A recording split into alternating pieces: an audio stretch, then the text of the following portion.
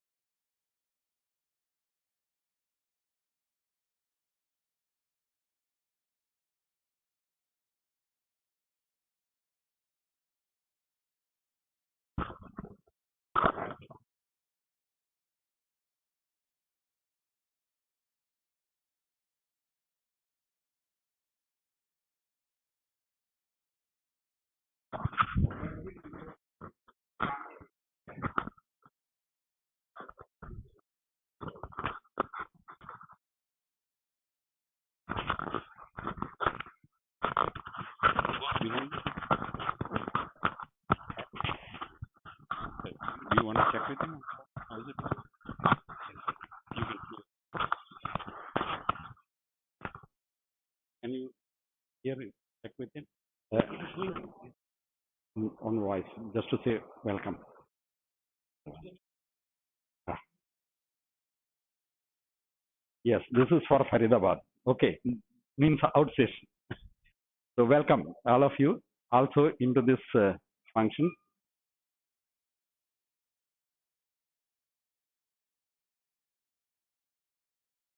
We have a little time. He is on the way. Since I hope they will be here with us quickly. But in the meanwhile, we have a little bit of time. So we will try and talk on something.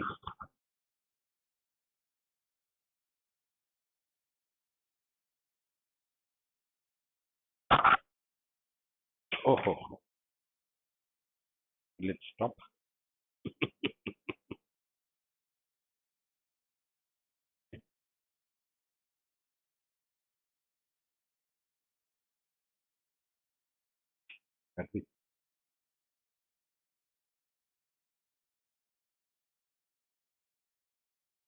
We'll talk about something which you might have heard in many places, many times. That is the, you must have heard this small thing from Gita. Yes. Karmanyevadhikaraste ma baleshu kadat. Most people talk about this as if it is the ultimate. Is it not? I mean, something that we do, not for us. For most people can't even think of, but the way do this is said. So people think that it is the entire sacrifice. As if you do this, that means you have done what normally people can't do. This is the ultimate that you can do actually. In reality, it is quite different. Joe, we are having an interruption. Sorry. Let me use this opportunity to welcome Master Stephen Coe. Please, rather than listening from me, now you will listen from him. Listen.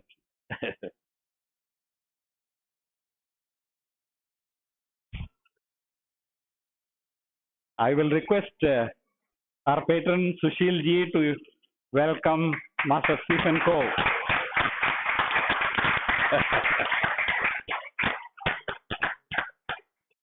Welcome, sir.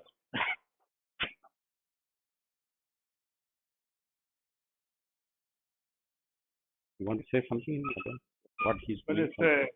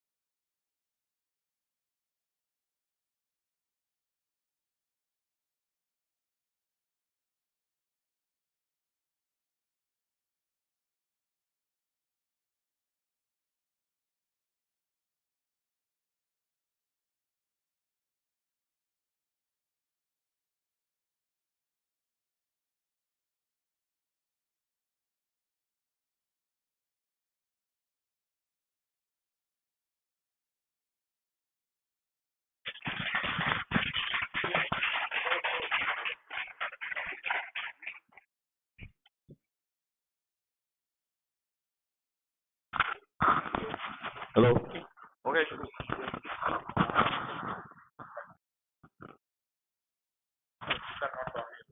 Okay. So I use this so they can hear.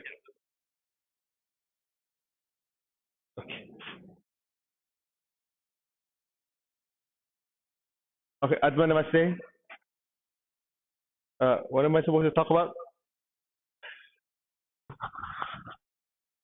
Um, well, first of all, I'm glad to be back. It's been 7, 8 years maybe last time I was here. So today, I was very blessed with Mr. Gupta's making things happen. After about a week of meditation in Bhutan, of course, I want to thank Her Majesty, the Queen, who made it happen. We went to Tiger's Nest where Guru Padma Sambhava meditated for I don't know how many years. You could really feel the energy. Then on top of that, she had a few of her staff, her military staff, took me to several sites. Two of them were caves where Guru Padma Sambhava meditated, and both of them are only accessible, I think, through bumpy roads, and you have to climb through little stuff. But you sit there, the energy is massive. So then today, His Holiness the Dalai Lama came to the hotel, and he made it happen. So I was able to get a blessing, and so I'm buzzing, buzzing with energy. Uh, what would you like to talk about? Well, why wouldn't we talk about the importance of spreading pranic healing? You see, a lot of people, the mistake they make is they think, oh, pranic healing is another healing technique. That's a big mistake. Because if a person thinks that way, then they start comparing technique. Oh, pranic healing, Reiki, this technique, that technique. You're missing the point. The whole idea with pranic healing is, if you remember, Master just said it's a bridge to spirituality. The question is, why is it called a bridge? If you tell people to meditate, do spiritual practice, they go, oh, I have my own technique. But once you get them into pranic healing, in order to do pranic healing, you have to understand the energy system. You need to understand the chakras. You need to understand energy. Otherwise, when a person says, oh, I'm spiritual, they just say, oh, I'm a spiritual because I've read a lot of spiritual books. A big deal. A lot of people read books. Doesn't make you spiritual, right? And they say, oh, I've studied, I can remember many sutras. I can remember many holy books. It just simply means you have good memory. Make sense? But in pranic healing, we say, okay, you have the different virtues. If you remember the virtues, first one, loving kindness and non-injury, and then generosity, non-stealing, honesty, non-lying, constancy, aim and effort, non-laziness, last one, moderation and non-excessiveness. So in addition to the healing, the virtues are instilled within us. And another thing to remember is something like this. You see, if you try to tell people to be spiritual, everybody says, I have my own way of doing it already. So you have to approach them in a level they can understand. So if somebody has back pain, somebody has headache, somebody has this and that, within you, you have the tools to help alleviate that problem, make them feel better. But in the process of doing that, you have to explain what you're doing. Otherwise, you're waving your hand in the air like a crazy person, right? And they say, oh, what are you doing? Well, there's this energy that flows through your body. Uh-huh. Okay. And what are you doing? Well, within your body, there's energy of prana flowing. Well, how does it go in? Or this thing called chakras. Well, the chakras is where it absorbs energy, and each of the chakras have their own properties, their own functions. For example, one of the meditations we do is called Meditation Twin Hearts. Okay, it activates the heart, in the human love, activates the crown, the divine love, and when that happens, you experience peace and love and bliss for all beings. They go, oh, okay. They don't realize that you're already guiding them from something like a physical ailment before you know you talk about a spiritual topic. Then they start saying, okay. I like that meditation to have more peace. You see, not every person that they claim to be spiritual has inner peace. You know that? I've met people who say, oh, I read this many sutras, I go to temple, I go to church. You look at their life, it's a mess. Because they know the external, they don't know the internal. You understand? In pranic healing, we have the opportunity to share with people, look, in addition to the rituals that you do, the pujas, which are good, in addition, you learn about inner transformation. Because there are people that are good with rituals, but inside they're rotting. You understand? But when you do meditation, when you do meditation, Twin Hearts, as you bless the earth, as the energy flows through you, your chakras are being cleansed. As your heart gets bigger and bigger, you start having more compassion towards people. So there's an inner transformation that happens without them knowing. I'll give you an example. We have one student in the United States many years ago. This guy, he said he has so much inner anger growing up, and he didn't know how to channel and get rid of it. So when he was like, I don't know, 10, 11 years old, he decided to learn martial arts, so hopefully get that aggression out. So it kind of worked. And when it got to be about 17, 18, he was deciding what to do as a profession. The first thing he thought of was become a policeman. Then he thought about, bad idea, right? So he decided to join the military. Not just any military. In the U.S., you heard of the Navy SEALs, which is the toughest part. You know, they have to swim through ice cold water for 2 hours, 2-3 days of sleep deprivation, a lot of things to really test what you can do. Anyway, the guy's only about this tall, and you have to go to the test to pass. There's like 400 applicants. They have to go through all these tests. Out of those 400, less than 20 survived. Not, they didn't die, but, you know, passed. So he was one of them. There's guys that are big, muscular. They couldn't handle it. So this guy's tough. Anyway, to make a long story short, when he came back to his house, when he went back, sorry, changing altitude.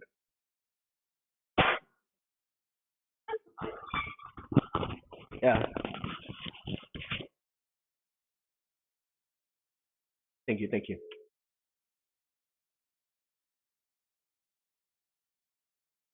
So when he came back, he drove his girlfriend home, okay?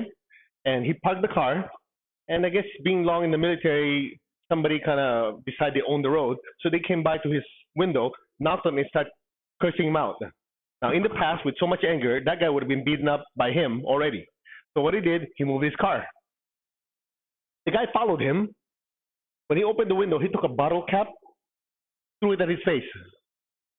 Now, again, in the past, whoever does that would have been bloody already. You know what he did? He told me, he said, I told him, your karma will take care of you. He moved his car again. Okay? So when his girlfriend went to the house, he was telling me, he said, I got to thinking, those meditations must work. Because in the past, I wouldn't even think, I would have beat the guy up. But in this case, there was actually a change within me. You see, most people don't understand what Master Cho said. You change the energy, you change the people. You change enough people, you change a place. Who got that? Come on, I need to know if you got it, otherwise, yeah? So what you're doing with panicking, you're dealing with the very essence of the universe, which is energy. So don't just think you're just waving your hands at someone. Although you're trying to make them feel better, there are changes in the way they think, the way they feel, the way they perceive reality. Because most people are attached to material things. True or not true? If you think about it, most people spend 80-90% of their attention on things that will disappear and fade away. Only when they have a crisis in their life, only if they have somebody die on them or somebody who's extremely sick, then they start to what? Go for understanding and trying to grasp the spiritual side of life. True or not true? Because they define themselves with things that they can touch. Well, guess what you're doing? When you teach pranic healing, when you let them experience pranic healing, you're already giving them that bridge to the spiritual world or the invisible world. And it is in that invisible world that changes character. Because character is not something tangible. Character is something we develop as we go through life, as we experience difficult times, as we experience good times, as we start having deep spiritual experiences. None of that is material. So if you have people learn about pranic healing, you have them experience, even though they walked in initially, oh, I just want to learn how to heal this pain and that pain. They start going, really? You mean it can also help my relationship? Yeah. Oh, it can really help my finances too with Kriya Shakti? Yeah. So at some point they start to realize, wait, energy permeates the universe and it could actually affect different parts of my life. So that's why we tell our instructors, what you call trainers, when you're teaching, do not teach pranic healing just as a healing technique. Otherwise, then you're competing with every guy who says, I'm a master of this and master of that. True or not true? But if you let them know, look, energy affects every part of your life. In basic pranic healing, you're taught the foundation of how to use energy. But within that, you're taught meditation, twin hearts. You're taught part of the virtues. Then you go to advanced pranic healing, you learn about colors. You go, colors? You see, being in a Chinese body, we learn about martial arts, right? So this is thing called Qigong. The problem is people don't realize Qigong doesn't belong only to Chinese people. But in Qigong, in order to be taught how to project energy, traditionally, you have to be with the master at least 5 years. Everything else is inside. They teach you, do this, do that. What are you doing? Don't ask questions. And yet in pranic healing, Master Cho teaches you how to project color. And I remember one time, I went to dinner when Master Cho first taught advanced pranic healing Philippines. There's this Qigong master who went to dinner with us, really nice guy. And he said, Master Cho, do not teach people about color. That is secret. Okay? And I remember sitting next to Master Cho. Master Cho says, yes, yes. I know what he was doing. I just kept quiet. And he goes, yes. And then the guy had to leave early. And then Master Cho said, just ignore him.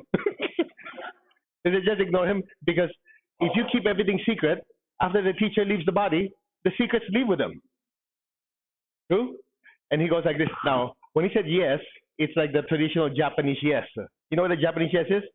So a lot of Chinese people, a lot of Americans went to Japan many years ago to do business with a Japanese businessman. And then when they finished talking, and the Americans would say, okay, do we have a deal? And the Japanese says, hi. Okay, he kept doing it. So when they went back to the U.S., they told their companies, oh, we got this $1 billion deal. When it's time to sign, the Japanese won't sign. And they said, you said yes. But in Japanese, when you said hi or yes means, yes, I heard you. He was being kind. So that's why, if you remember, some of you who've attended Master Cho's class, when somebody asks a question, he goes, yes, yes, very interesting. It doesn't mean the answer is yes. It's just, yes, it's interesting. So anyway, here's my point. So what you're learning in advanced pranic healing, you learn how to project color, right? Then comes pranic psychotherapy. I don't know if you notice, that concept blows people's mind. How could you, somebody who has anger, somebody going like this on some chakra, suddenly they feel, oh, I'm not angry anymore. Or someone has an addiction or a phobia, and you just sit there, somebody moves their hand about you, go, oh, how come I don't feel it anymore? You do that in class, but to the general public, that's miraculous. For example, 2 weeks ago, we had a class on pranic psychotherapy. And there's this lady who's afraid of needles. So what we always do in pranic psychotherapy is, how do you know if it works if you don't test it? Right? So this lady, I had her stand in the front, and there's a doctor in the room with a needle, like a syringe needle. She went like this. This lady started crying from 20 feet away. Okay? So we used her as a demonstration from pranic psychotherapy. Anyway, I think most of you took it already. Use electric violet, clean out ajna, front, back, solar plexus, throat, crown. That's where the fear entities are stored. Fear elementals or fear thought forms are stored. We pulled it out after 15 minutes. I said, doctor, stand up. So the doctor took it like this. I said, how do you feel? She goes, I'm okay. The doctor went over there. She held the needle, this lady, started playing with it and kept it. So a person who took the class, the first time he has attended other events with other teachers, he goes, that is amazing. How could that be possible? I said, we do that every class. And he's like, that's amazing. It took 12 minutes. I didn't realize he was calculating 12 minutes.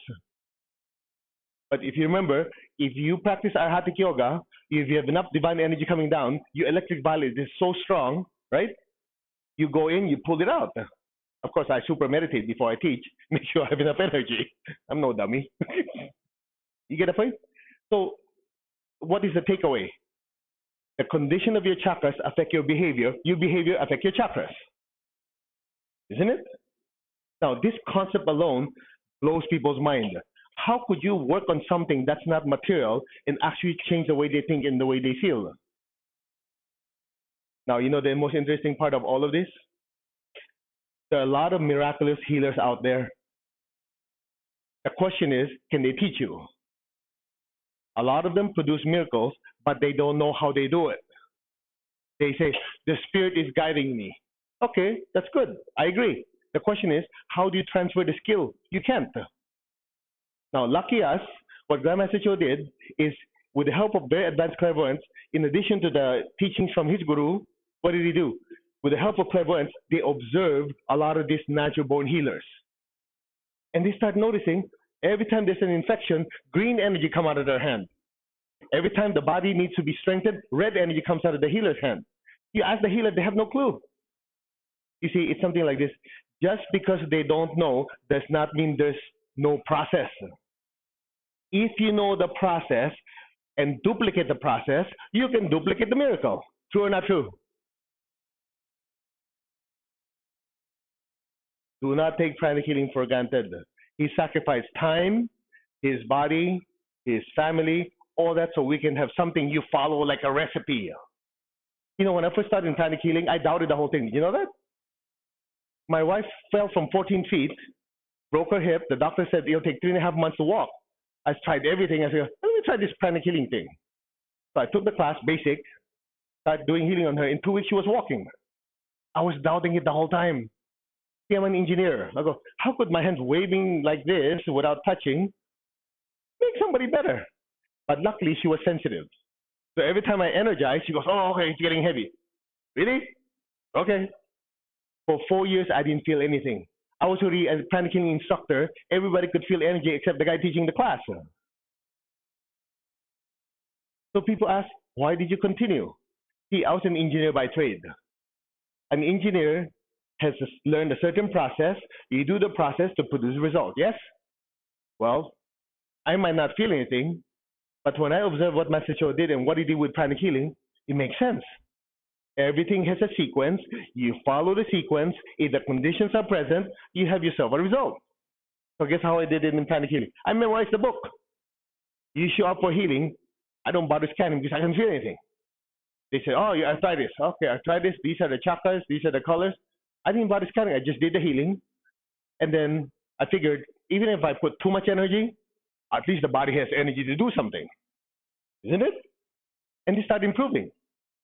And from there, Master Cho taught Arhatic Yoga. Guess what happened? The same process of understanding the conditions that led up to a certain healing, he started studying and also sharing that to be a saint, to be spiritually enlightened, there is also a process. If you understand the process and you can specifically share that process with someone and they practice it, they can be enlightened. Who understood what I'm talking about? If you don't raise your hand, that means you're sleeping. You get my point? So, another thing. Why is it that the work continues? Because there are souls like you who know why you do it. What did I say? Who know what? The why is very, very important. A lot of the major teachers these days in business say, if you want to be successful, you have to first know why you do it. You do it because it's changed your life. You want to do it because you want to share so other people's life will be transformed. If you just do it mechanically, you do it for money, you do it for this, I guarantee you won't last. The reason I teach with such passion, because it's changed my life. I've seen people like you change people's lives. That's why when my body doesn't feel like taking another plane ride, and a lot of times my body wakes up, I don't even know where I'm at. You know, the plane is my second home. You know why I do it? Because it changed my life, and I figured if it can change mine, it should change everybody's. You know, American Airlines alone, I've flown over 5 million miles. You know how many times around the earth that is? Yeah. To go to Bhutan, it's a 24-hour travel, this way and back. When I teach, I travel, and then I remember one time I was complaining to Master Cho. I said, Master, we travel so much. You know what he said? Don't complain. In ancient times, teachers had to ride camels and donkeys. At least you get to be served in business class. And yet, you're doing work that causes a permanent transformation in people's souls. Do you understand what I just said? So if you think pranic healing is just another healing technique and you're comparing this and that, it's just like going out to a supermarket, you're just shopping. Useless. You have to understand why. It's a very simple technique that people can learn. It's a simple technique that will help them physically, emotionally, and if they're interested, which I don't know why they wouldn't, in addition to that, they go, I want to experience inner peace and stillness, and I want to also spiritually evolve so that in my next lifetime, I'll be more evolved. I can do more service or whatever. Guess what? The entire package is there. It's how you communicate it. If you don't believe it in your heart, it comes across. If you just do it like, yeah, pranic healing is blah, blah, blah, blah, blah, like this, come to my class so I make money, forget it. Won't work. Because people who are drawn to it are sensitive. True or not true? They're sensitive. They can sense if you're speaking from your heart, if you're speaking from your soul. If you just, okay, we're not in America, so I won't use bad words. If you're BSing, as they say, people know. Especially if they've done meditation and healing, they can sense if you're not sincere. True or not true? But if you speak with passion, pranic healing changed my life, it did this, it did that, it can do this thing for you. Even though they don't know what the heck you're talking about, just by enthusiasm, they'll take the class. And did you notice there's some people who are so convincing when you finally go with them, you go, what did I just agree on? Because there's a saying, you buy the salesperson before you buy the product. True or not true? When you trust a person, it's a referral, this person, you go, this person has credibility, his life changed, and if it change work for him, I don't know, completely understand it, but it sounds good. So if you have the conviction in your heart and it comes across, that's how you spread teachings. Look, there are people out there that are so enthusiastic, their product is not even as good. True or not true? Yet what you have in front of you, simple, easy to use, people can learn. You just have to have the heart that people can feel it, so they'll change people's lives. So a lot of it starts with you. It starts with what goes on in your head and what goes on in your heart. If you really want to change people's lives, you have to have the conviction that it has changed your life. Now, the question is, why hasn't it changed your life? Because you don't practice. Taking a class does not make you a good healer. Taking a class does not make you a saint. It is the consistent practice that makes the changes that gives you the results. That's why people call me, sometimes many years ago when I'm still answering the phone, people say, oh, when I take that class, what will I get out of it? Nothing. You'll get what you put in. You'll get the techniques, but if you don't practice, it does not make you a healer. If you take Hatha Yoga and you don't do the meditation, all you get is a certificate on the wall that says you took it. And then I remember one time my teacher was saying, in India, there are yogis that are enlightened. They don't have as many techniques as you do. They have one mantra, they have one technique, they've been practicing for the last 30 years, they're enlightened. We're so spoiled. The ones who took our Hatha Yoga, meditation to in the heart, our Hatha Dhyan, meditation, the blue pearl, Kundalini meditation, blue triangle, you've techniqued out. And yet you're still looking for the more advanced technique. Hello, are you practicing what you learned? No. I should be more loving, huh? Sorry. No, the way I learned from the teacher before is to always shoot straight.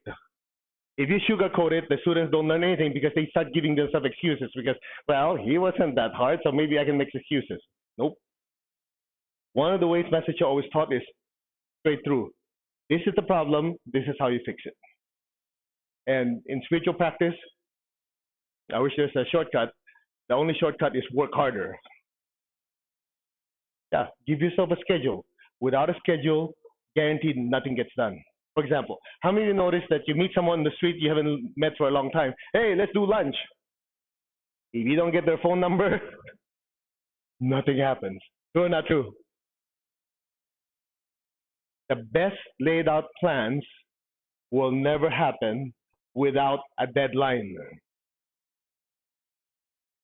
If you don't give yourself a schedule when you're going to meditate, when you're going to tithe, when you're going to do healing, when you're going to do this, without a timeline, all your great ideas are useless. Honesty, who knows what I'm talking about? You plan everything out, everything's planned out, sometimes the planning is because you're scared to take action. True or not true? Because let me make sure I got all the details. There's a lot of people there who are not that smart. They're very successful. You know why? They jump. And you are super smart. You want everything. You didn't realize subconsciously you're planning everything out over and rechecking and checking because you're afraid to what? To commit and go to the next step. So the key is the teacher gave you the schedule. You look at the schedule. You say, okay, every day, 3 times a week, or whatever, I'm going to meditate. This is what I'm going to do. You journal it. If you do it that way, it's just like somebody who goes to the gym. You don't go to the gym once and expect suddenly your muscles to last you the rest of your life. Isn't it? You build spiritual muscles the same way you do a schedule and you force yourself to follow it. There are a lot of people who are successful. They're not that intelligent. They might not be gifted. They might be talented. But you know what they have? Constancy of aim and effort. And lucky you, lucky us, the roadmap is already given. People always look for the more advanced technique. If there's something I can leave with you, it's something like this. Why did the teacher sacrifice time, his body, his family, all that to write books, to come up with the classes so that all that hard work you and I can benefit for generations to come? The only thing that's lacking is what? As Maggie said, just do it. Stop thinking about it, planning everything. Take the first step. And here's another thing. Unfortunately, a lot of people, you let other people define your spiritual practice. You allow people to control your spiritual practice. Who knows what I'm talking about? It's not their spiritual development, it's yours. You need to set aside the time. If they don't want you to set aside the time, who cares? It's not their spiritual practice, it's yours.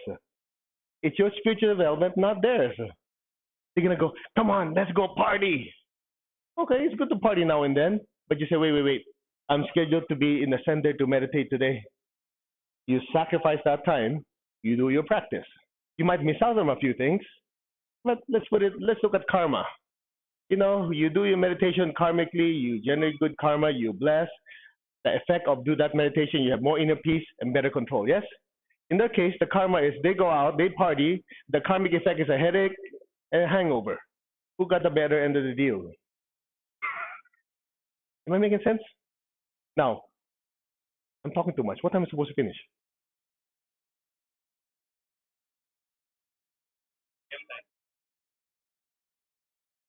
I asked Mr. Gupta what am I supposed to talk about. He never told me. Okay. Here's another thing you might want to consider. Keep your eyes on the teacher. What did I say? Keep your eyes on the teacher. Metaphorically, it means keep your eyes on the teachings. Otherwise, drama and politics rise up. True or not true? The problem, it's not just here, it's everywhere. Christianity has it, Islam has it, Buddhism has it. You think these monks, you think there's no politics? You gotta be kidding. I talked to some monks in the monastery, they have their politics. You think these nuns and priests, no politics? I talked to Master Nono, he goes, you have no idea what goes on in there.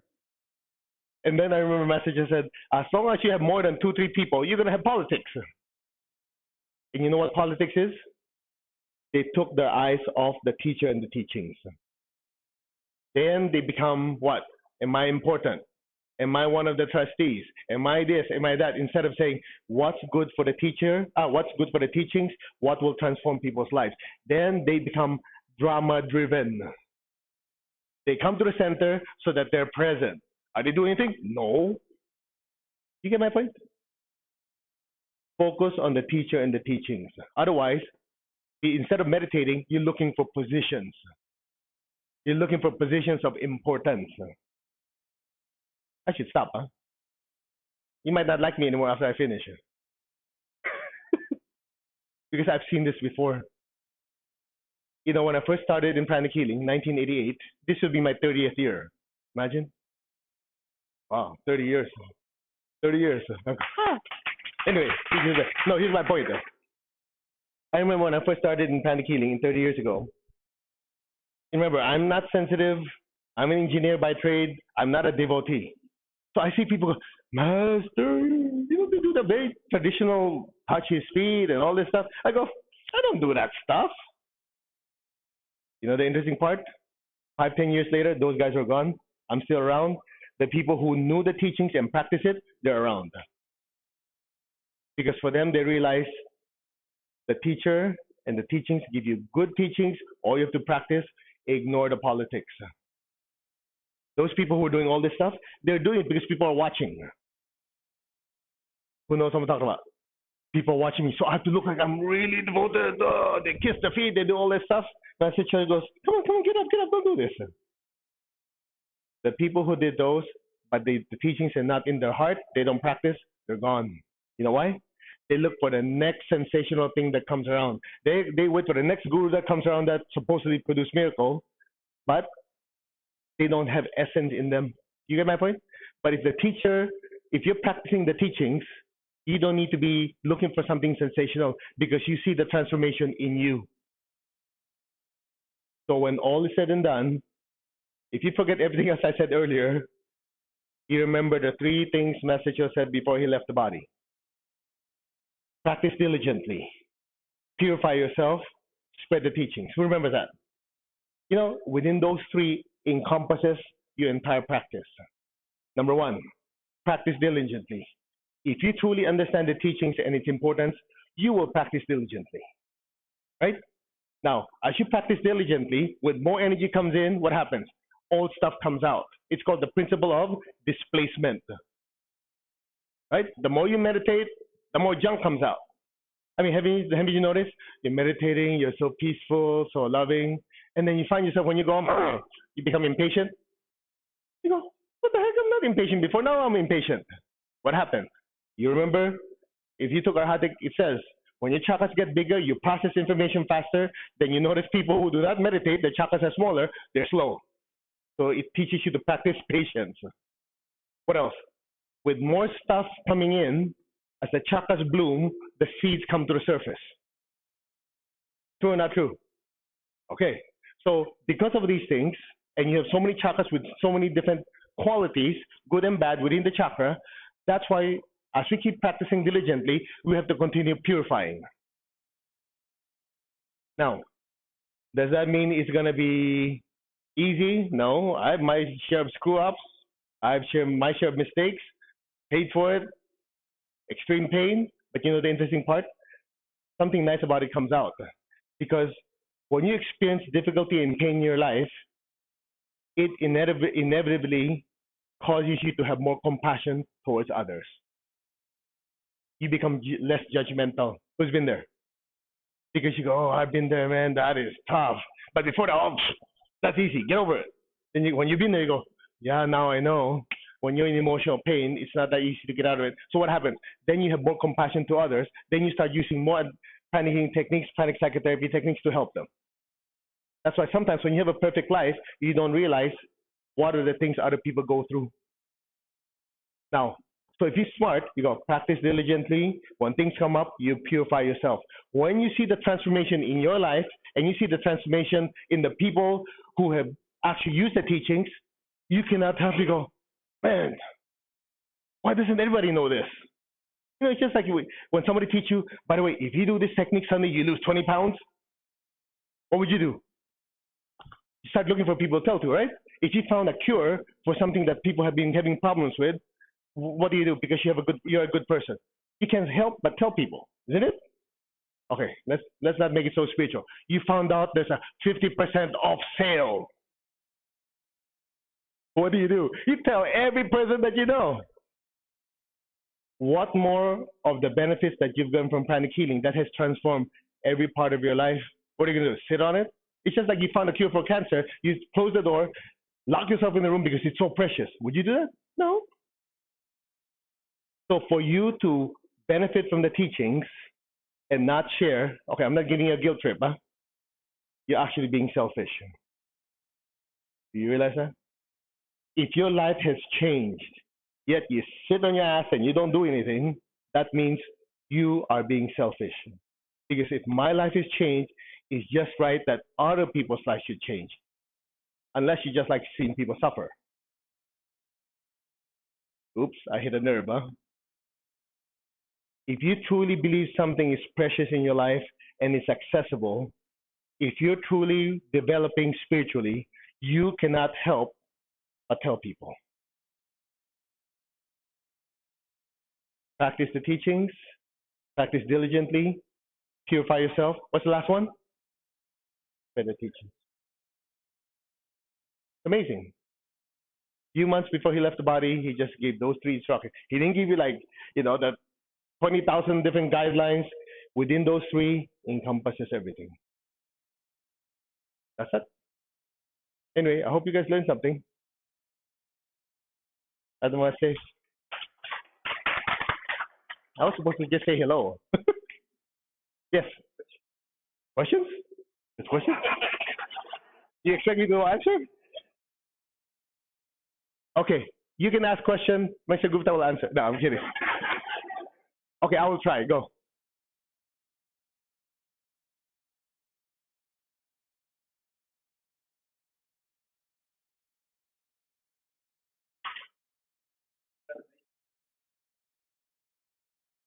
Okay. Thank you. I know not all of you have taken the classes, so I'll just, in order to answer the question, well, there's 2 ways. Either I don't answer the question, or I have to give you a crash course on what he's talking about. Make up your mind. What do you want? Okay, let's make it simple. If your computer does not have anything to save with, and you're not connected to a network or a cloud, would you be able to get anything done? You won't, would you? Because every time you get on the computer, whatever you do, as soon as you turn it off, disappears. So that means you have to do it again. Okay. So in order for the soul to evolve, you need to be able to record all these experiences, good and bad, so that you can learn from it and move forward. That's what you call evolution. So instead of a hard drive, if you look at Achieving Oneness with the Higher Soul, which is in the book, it's also in Om Mani Padme Hum book, you have 3 recorders. One records everything we do physically, which is in the heart. We have one that records everything we do emotionally, feel emotion, which is in the soul plexus, the emotional permanent seed, and every thought that we ever had, which is in the center of your head. These 3 seeds, or 3 data recorders, if you will, is what holds the data of our everyday life. So everything we do physically, good or bad, is recorded in the heart physical permanent seed. Every feeling, happiness, joy, anger, hatred, whatever, is recorded in the emotional seed. And then every thought you have is in the center of the head. Now, to put it all together is something like this. Let me tell you a story. Many years ago, Master Cho was talking about the story where there's this clairvoyant in the Philippines. He can tell you exactly the day your body's going to die. How would you like to have that gift? Hey, if you own a life insurance company, you know who to decline. You know who to sign up. You live for one. Come on, let's sign you up. You're going to die, forget it. I'm kidding. All right, anyway. So this clairvoyant told the person, he says, I see you dead in 30 days.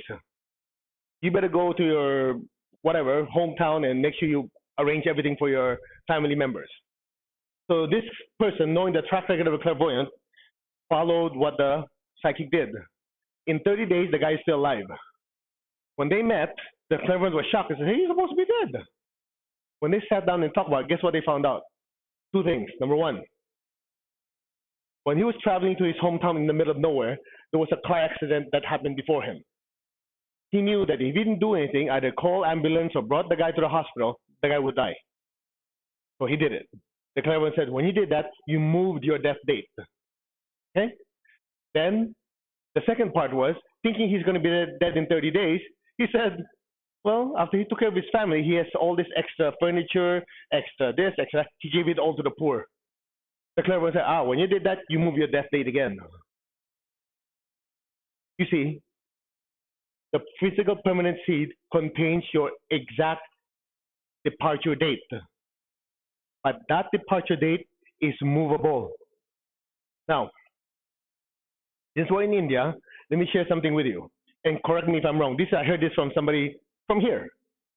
He was telling me, he said, my mom would always say, when the kids are misbehaving, oh, must be my karma to have you as children. Is that true? He says, but I never heard mom say, oh, you are such good kids, must be my good karma. People don't say that, do they? Exactly the point. You see, that's why Master Cho wrote in the book, karma is not fatalistic. Unfortunately, I think a lot of you here in India, at least based on what he said, look at it as something, oh, if something's bad, must be my karma. Why don't you say, I have such a good life, I have such a great family, I have money, must be my good karma. It goes both ways. Now, in studying the physical, emotion, permanent seeds, you're forced to understand how karma works. It's just like you come in with a certain number of karmic credits. Like karmic credits. So every time you mess up, it disappears. Every time you do good, you help people, so you add into it. And every decision that you make, you're doing almost like a balance sheet, like check profit and loss statement. Now, the difference is ordinary people are not aware of this concept. That's why they need religion. Religion gives you a structure that has been put together by a founder that includes these details. So hopefully, if people follow the religion properly and not distort it, they will be generating more good karma than bad karma. Make sense? Now, you'll notice in pranic healing, we have people from all religions because he cuts across all of it. That's why religion divides, spirituality unites. So, Master Cho, I remember he was talking about, he said, when you look at all the similarities in all religion, you see the truth. Who got that? Come on. Look like you're spacing out. Yeah? So, with karma, if you know that something is not working in your life, you don't have to accept it. Traditionally, when you talk about karma, because, oh, it's my karma, I'm screwed, that's that. And yet you realize, once you learn pranic healing, what does Master Cho say? The law of karma is a spiritual technology to create and navigate your future.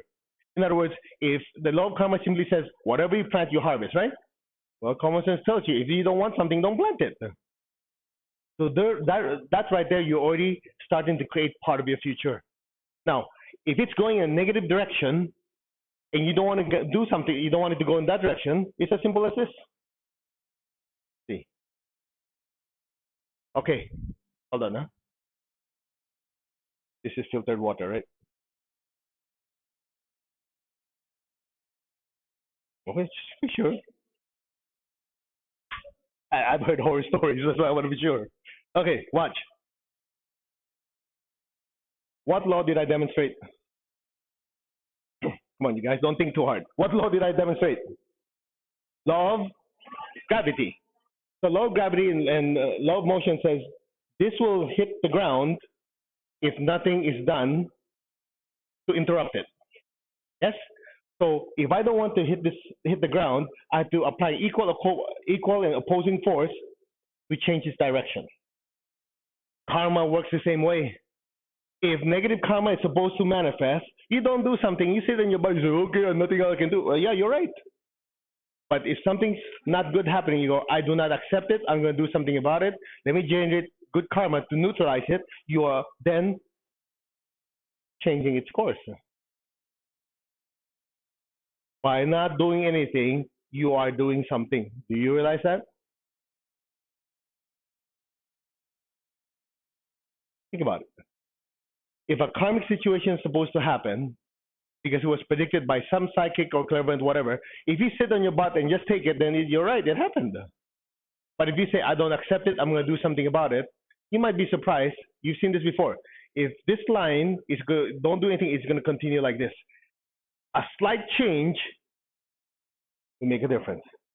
If you're on a plane, a few degrees that the compass, is off, will take the plane off course significantly. True or not true? The same way with the law of karma. So whatever is in those seeds, you're not stuck with it unless you give up. Well, if you give up, why bother listening? Right? If you already gave up, why bother going to class? Why bother learning anything? You're screwed. You don't say that in India, sorry. You're doomed. You get my point? So the pricelessness of spiritual teachings is it is empowering. It is what? It empowers you to say, look, this I will accept, this I will not accept. Because you realize there are laws in the universe that can be changed or moved in a certain way by understanding the details. So to make it simple for you, it's something like this. This is the law of gravity. If I want to change its course, I have to understand gravity, don't I? So that means I have to study physics, mechanical engineering, whatever, because those gives you the principles that allow you to harness gravity rather than be a victim to it. Same thing with law of karma. There's this thing called the law of karma, and there are certain sciences that allow you to harness the law of karma rather than be a victim to it. It's called the golden rules. Come on, you heard this message, I said this many times, in the books. So the negative golden rule says, whatever you don't want, don't plant it because it's going to hit you in the face. Now, whatever you want to hit your face, then plant it more.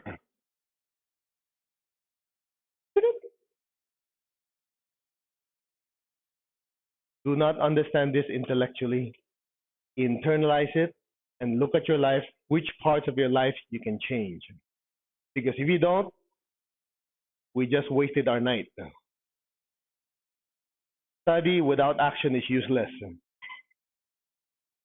You realize that? So you think about it. Okay, what are the things I like in my life? What are the areas I don't like? Then you start making changes. Use the techniques and the teachings you've learned. So those seeds contain the baseline information that you come in.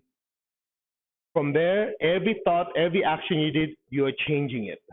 That's why I always like using that story of that person who's supposed to be dead in 30 days because he was able to change it using the law of karma.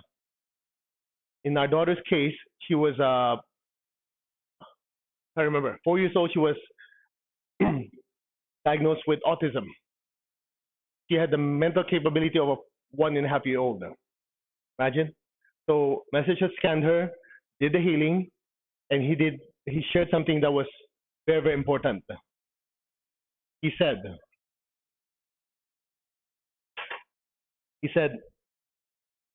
in addition to everything you're doing, you have to delegate. He told me, you have to delegate 30% of any good karma you generate when you teach and you heal towards your daughter.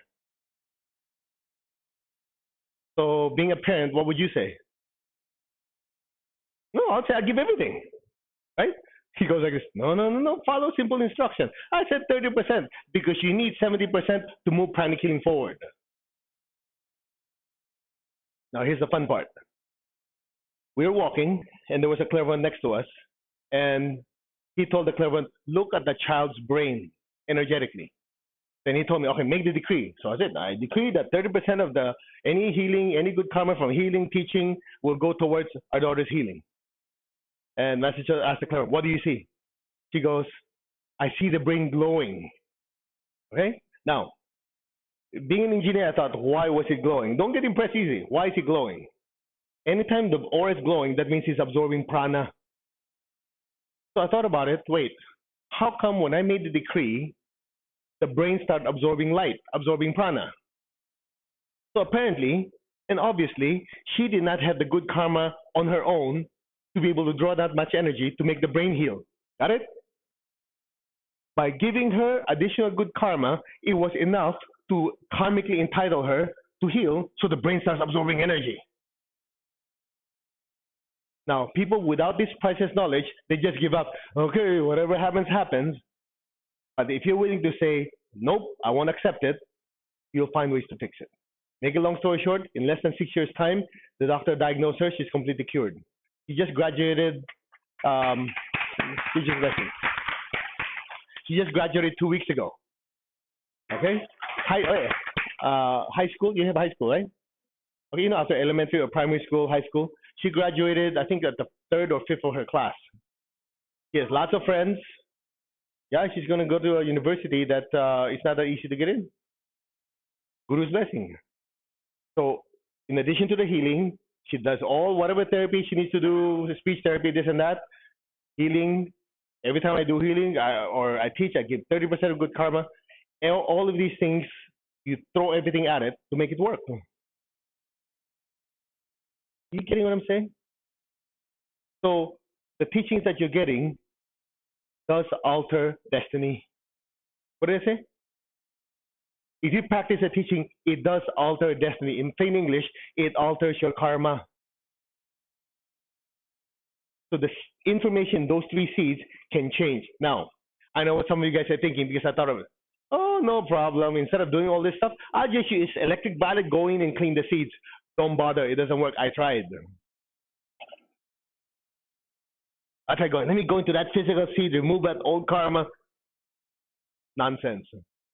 You're going to have people coming to you, you pay me this much money, I'll change your karma. Yep, you become poorer.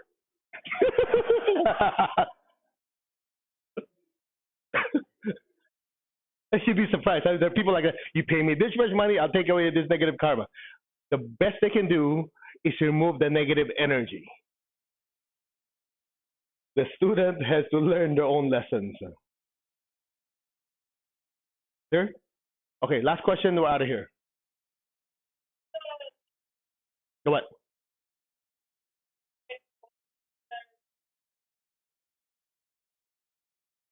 I have no clue what you're talking about. What do you mean? You have to clarify your question, otherwise I don't know what I'm answering.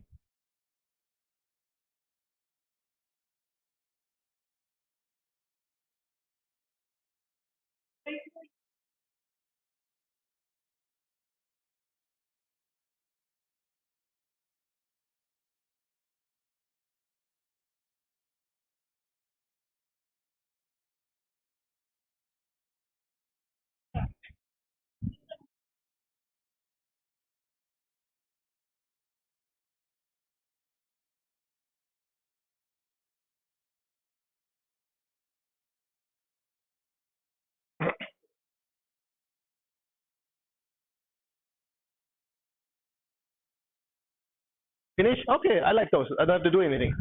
Yes.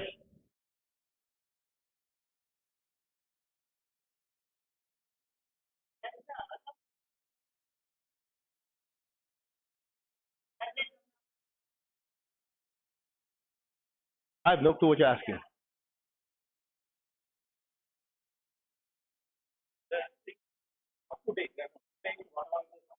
Okay.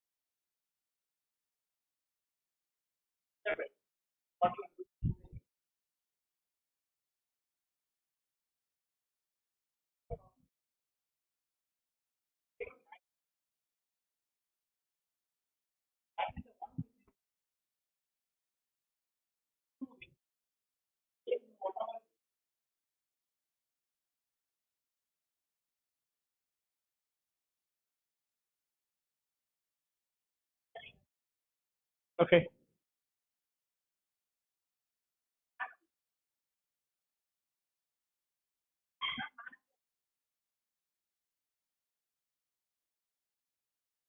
Cord cutting.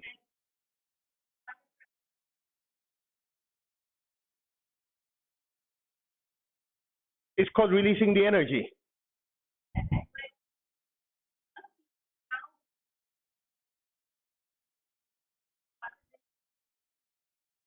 Defined formally.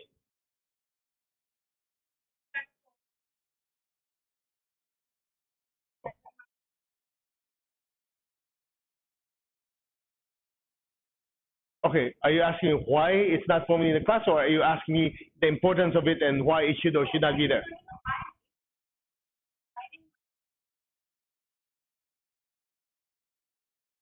No idea. Next question.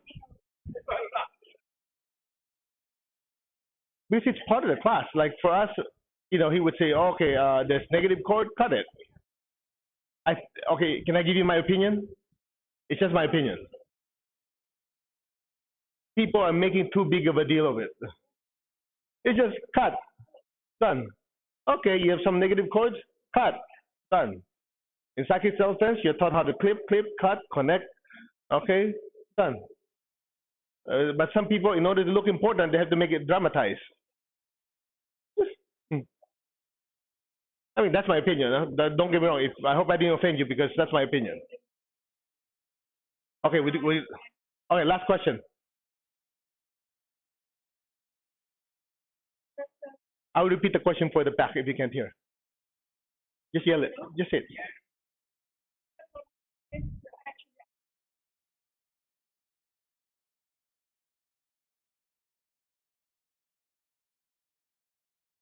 That means it's not enough. Or the lesson has not been learned. Or the lesson has not been learned.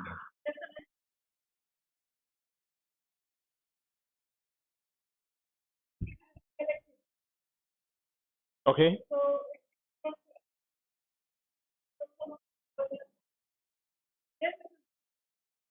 Okay. It's something like this. Have a seat. Okay, did you understand her question? I didn't. No, I'm kidding.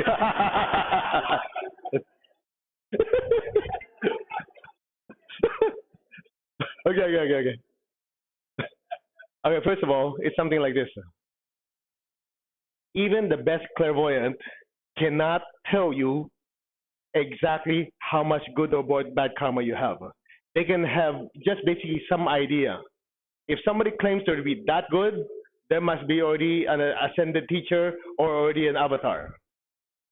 I'm not kidding. Okay? So that's part one. Number two, when something is still happening and you're still doing tithing, you're giving money to charity, you're doing healing, you're generating good karma, and still going on, there's only two reasons it's going on. One, the good karma is not enough to pay for that spiritual debt. And number two, the lesson has not yet been learned. That's why part of it, when something is happening, you have to think, okay, what is the lesson that I'm supposed to learn with this? That's part one. And then you don't just wait. You go, okay, well, I'm learning this. Let me start giving money to charity or do some healing. So as they say, by the fruits you know the seed. So the way my teacher taught it in classes, I'll just super simplify. If it's some form of physical ailment, it's due to some form of physical harm done in the past. So the solution is practice harmlessness, become vegetarian, do more healing, give money to charity with people with a similar ailment. Make sense? Relationship problem due to emotional harm and non-forgiving. When you don't forgive, that means what happens? You're not really restoring relationship with another person. So karmically, people will not want to forgive you, so thereby your relationship will not improve. Who understood that? Financially. Financial problem is due to some form of financial harm towards other people, either through stealing or other thing. You go, well, I'm the most honest person in the world. Well, the karma goes with the soul, not with the body. You could be the most honest, best person and never break a single karmic rule in this life, but you don't know what you did before. But the key is to say, okay, a financial issue, maybe I did this in the past, maybe I stole, maybe I caused somebody to lose money. So in this lifetime, I'll be especially conscious to make sure that nobody gets financially hurt. I don't even take the towel from the hotel. Or when I'm working at the company, the pen that is given to us to work with, I'm not going to take 20 of them and give it to my children. That's stealing. But you say it's only how many rupees each. There's a saying, what a person does with small things is an indication of what they'll do with big things. So if you try to really learn the lesson that way, and in addition to give money to charity, you are speeding up the process of getting to that break point where the positive karma neutralizes the negative one. Am I making sense? I think I lost you. I know I speak fast, but a lot of you know Sriram. He speaks faster than me. So that's yourself now. She's asking about group karma. This group karma is very, very complicated because unless you can see objectively, when you're inside, it's almost impossible to tell. Because if you're inside it, let's say in the family, it's easy to just blame that person. Everybody, everything's improving except this guy's doing this. It's not that clear cut. So I wouldn't even mess with good karma unless you really know. For example, one of the family members is a drug dealer. One of the family members is, I know, mafia hitman. You know what I mean? Those things are very difficult. Instead of thinking about other people's karma, think about your own. Otherwise, he's going to say, I'm the nicest, cleanest person. Must be him. You get my point? So anyway, thank you.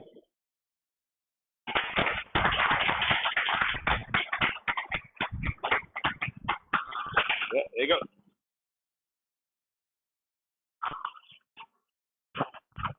I use this opportunity to thank all of you who benefited from so much that Master has talked today, because this has got a big meaning for most of you, because you are all capable of doing much more than what you are doing today, and it is there in your pocket to use. That is the most important thing, because these teachings are so valuable, which has come from Master Tova. And like what Master Stephen Coe has said, it is extremely important that you use it for the benefit of the people and show the direction that you can take this forward, because this movement is going to be undying. I have no doubt about it. You are the instruments for it. How fast it has to move forward depends on you, your cooperation. Otherwise, probably the next generation is going to cash on that, and probably they will take the lead. Take your lead now. That's very important. Do as much as you can do to spread this, and see that, and in this spreading, you do get the benefit also. You are also going to get benefited, because it is not the money or not the number of people you did. What is in your mind? It is the thought behind the action that gives it the karma, because you talk so much about karma, because even it could be a small thing, but that can have a huge karma value depending on what was the thought in doing that action. Do it rightfully with dedication to Master. You will be highly benefited.